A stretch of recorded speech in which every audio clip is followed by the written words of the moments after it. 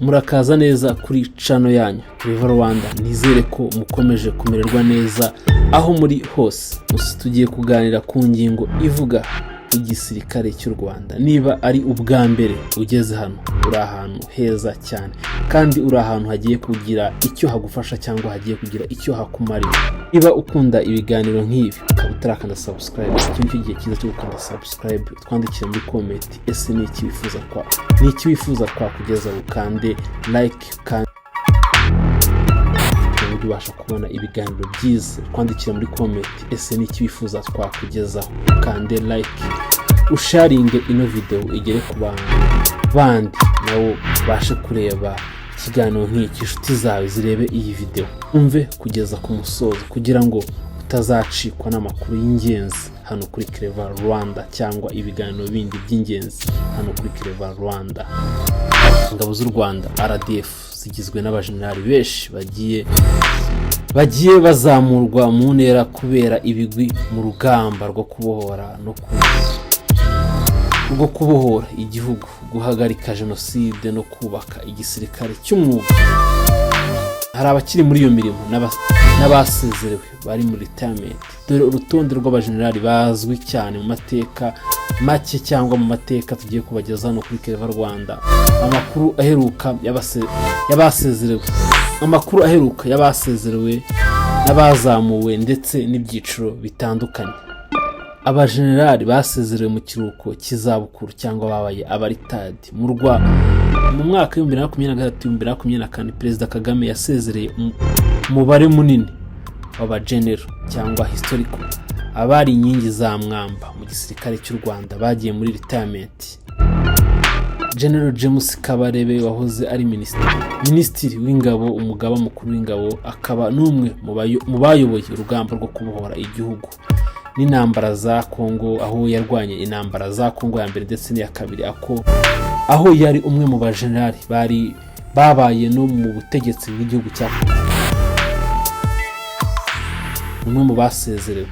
Ku mwanya wa kabiri turasanga bita General Fred Ibingira, ahoze ari umugaba mukuru w'inkeragutabara cyangwa reserve force. Ni umwe mu basirikare bakuru bafite amateka maremare mu rugamba rwo kubohora igihugu cy'u Rwanda. Nawe akaba ari umwe mu basezerewe muri abo basirikare 8 bakomeye, ubwo 2023-2024 aribwo Perezida Paul Kagame yaje kugira abo agisezera cyangwa akira mu kiruhuko cy'izabukuru. General Charles Kayonga yahoze ari umugaba mukuru w'ingabo cyangwa CDS, akaba na ambasaderi w'u Rwanda mu Bushinwa. Nawe n'umwe mu basezerewe. General Frank Mushonga Kamanzi yahoze ari ambasaderi w'u Rwanda mu Burusiya, akaba n'umwe mu bayoboye ingabo z'u Rwanda n'iz'umuryango w'abibumbye, nawe ari mu basezerewe. Major General Albert Murasira ahoze ari minisitiri w'ingabo, Minister of Defense, nawe ari mu basezerewe. Major General Charles Karamba ahoze ari ambasaderi w'u Rwanda, akaba yarayoboye ishuri rya gisirikare rya Gako, nawe abari mu basezerewe. Hari abandi bajenerali cyangwa mu gisirikare cy'u Rwanda. Major General Martin Nzaramba, Major General Eric Murokore, Major General Augustin Turagara, Brigadier General Chris Murari, Brigadier General Didas Ndahiro, Brigadier General Emmanuel Ndahiro, Brigadier General Wilson Gumisiriza yasezereye nawe mu 2023. Aba ni bamwe mu bayobora ingabo magingo aya. Amapeti ashobora guhinduka bijyanye n'inshingano. General Mubaraka Muganga, umugaba mukuru w'ingabo, Chief Defense Staff CDS, yahawe ipeti rya General mu 2023. Lieutenant General Jacques Mupenzi, umugaba w'ingabo zirwanira mu kirere. Major General Vincent Nyakarundi, Army Chief of Staff. Major General Alex Kagame, umugaba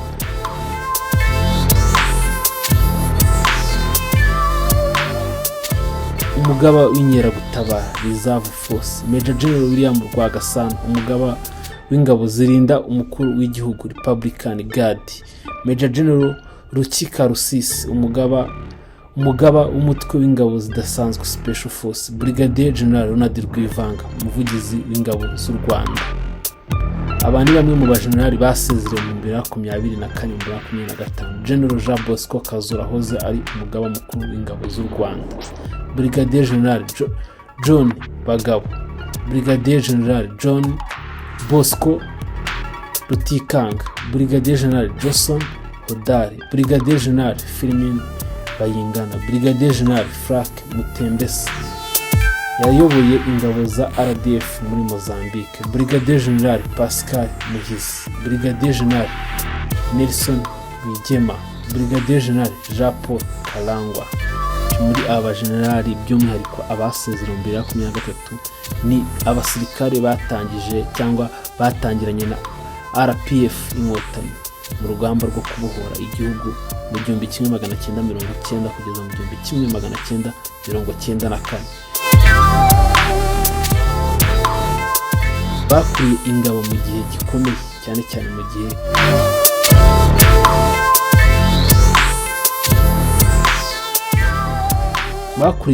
bakuriye ingabo mu gihe gikomeye cyo kubaka igihugu nyuma ya jenoside. Risaba ko abajenero bajya mu kiruhuko cy'izabukuru ku myaka 60, ariko benshi muri abangaba basezera bafite imyaka yegereje cyangwa ijya kugera muri iyo 60 kugira ngo batange umwanya ku basirikare bato young generation.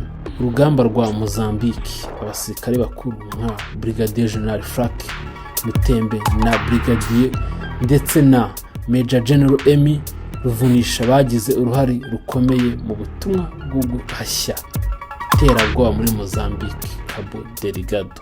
Cyitonderwa, urutonde rw'abageneral bafite inshingano rurahinduka bitewe n'impinduka Perezida wa Repubulika umugaba mukuru w'ikirenga akora. Nongeye kugushimira wewe warebye ino video ukaba uyirangije hano kuri Clever Rwanda. Ndizera ko ari ahantu uzajya ubonera ibintu byagufasha kumenya bimwe mu bigize igihugu cyacu cyangwa bimwe utaruzi.